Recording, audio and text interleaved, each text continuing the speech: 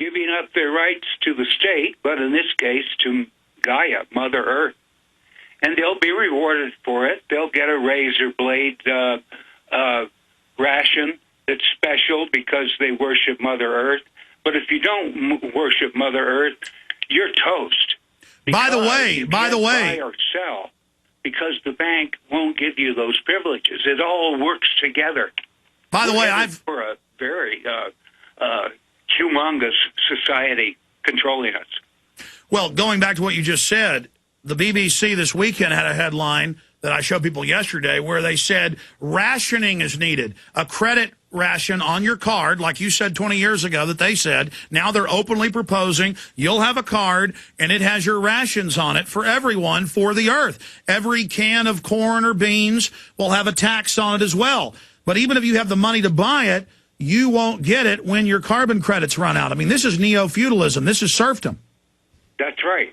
They're going to tax each can of beans or corn or whatever you have. They're going to determine how much of Mother Earth went into the growth of this product, and they're going to add that to the cost of the product.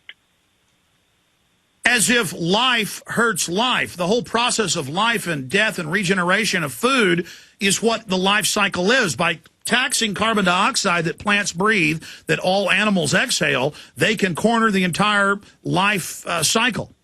Yes, that's what they say. In fact, Rothschild said that he wanted to capture all of the carbon dioxide, turn it into dry ice, and ship the dry ice to the polar caps to keep them from melting.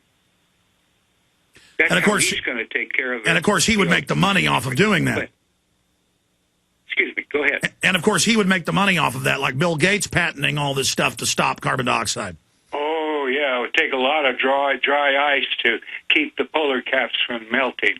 What about Bill and Melinda Gates and their eugenics foundation? Do you ever run into that? No, I have the Gates Foundation. No, yes. I haven't run into. I think it's a passive organization that Bill Gates has. He doesn't seem like he's a killer or anything like that. Well, we've done research on it. It's carefully guarded, and we've had some internal whistleblowers. I mean, you know, his dad was the former head of Planned Parenthood, and he is for population reduction, and you know, he's busy inoculating the little children. Oh, didn't know that. Well, there's a lot okay. You've taught us, and there's a lot, you know, that we all can teach each other here. There's so much more to get into, and your ideas of how to stop these people, and more of what you learned about their agenda. But I want to play some of these audio clips. But before I do that, before we get into the occult aspects some more, anything else you want to add, George Hunt? Not to the spiritual part, but just keep on going, and maybe I can add some things to your talk. Okay, you sent me 19 clips. We can play any of these clips you want, but I'm going to go ahead and play Maurice Strong, Banking Principles, because it all sounds slick and sweet and loving, but you can break down what he really means by that. And now, 20-something years later, we can see it's all been proven you were correct in what you got from this. But here's Maurice Strong that you recorded at one of the meetings. Here it is. Now, all I'm saying really is that there are many areas in which it is possible to apply banking principles. Michael Sweetman is a banker. He has run major banking organizations, and when he has proposed this idea, he'll have to talk for himself, but my understanding of it was that it was meant to tap new sources of funding, to channel in to these areas in which an important conservation objective can be achieved in a manner compatible with an economic return, a bankable economic return. Okay, now we see that today. Later in clips, they talk about every corporation and company having to give money to this bank that will then save the environment. Comments on that, George Hunt? Would you repeat that question, Alex? Can we turn our audio up to you? I was saying, in these clips, they're talking about banking principles. And, yes. And comments on that? I think if I played the first clip for you, it would make it clearer to your audience. Okay, let's play clip number one. Michael Sweetman introduces the bank. Yeah, there might be more in there for your listeners. Okay. Here's that clip. I wonder if people are probably still coming in, but I think we need to get on with the agenda. I'm going to ask Maurice Strong to open the session with some remarks. I'm then going to ask him to introduce Mr. Rothschild on my left. And following some remarks from Mr. Rothschild, briefly set the scene, and then we're going to open it to the floor and see if we can get some dialogue and get some response, some questions and some ideas from you. And we'll take it from there. We've got 3 days. We've got various topics that we're dealing with, as the program indicates. We've got some very good people on these panels, and they've come a long way, some of them, to be here. And I really appreciate that, because they clearly indicate an interest. And I think we're going to have a very interesting time over the next 3 days. But not just an interesting time. I hope we're going to have a very productive time over the next 3 days. And we're going to come out by tomorrow night, at any rate, with a resolution which we have to hand to the Resolutions Committee if we want a resolution about the World Conservation Bank in the Congress proceedings. And I trust that we do. So we've got to think about that as well. I suggest what we might do is to cover that at the end of these 2 sessions this afternoon, and maybe somebody may like to stay back and we could discuss how we proceed with that. Yes, George, I could hear it. We were finishing the clip you sent us. We're going to break. It was kind of long. I'm sorry. There. No, it's fine. It's good. Okay. It's great. We're going to introduce the bank. Did you hear that we have to present this tomorrow? And so we convened here with you to get your ideas towards this bank. It was a con job. Sure. I mean, the UN always has its plan already set, and then they just have a meeting with some of the elitists, and then it's already been ratified. Stay there. We're going to come back and go over more of this. Got a bunch of clips coming up. Stay with us.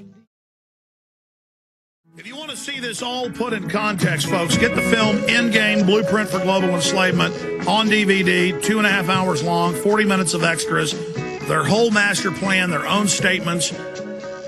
We have George Hunt, who ended up in some of these meetings, high-level elite meetings by a twist of fate, and started investigating them, going to some of the sub-meetings over the years. He is with us today. And his website is thebigbank.com, where you can get a documentary film he made along these same lines. Now, got a bunch of clips here, 19 clips. And I want to play Rothschild Sums Up the Conference. I want to play some of the other clips.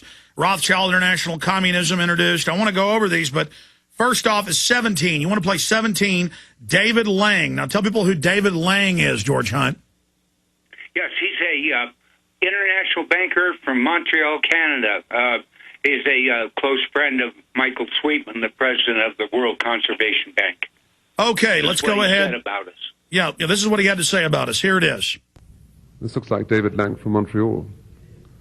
He's always full of awkward questions, this chap. Until recently on the balance sheet, there were billions of dollars still listed as existing, which have now been written off. And so those surpluses have a bad habit of disappearing when the auditor finally gets his hands into the balance sheet. I suggest, therefore, that this be sold not through a democratic process. That would take too long and devour far too much of the funds to educate the cannon fodder, unfortunately, which populates the earth.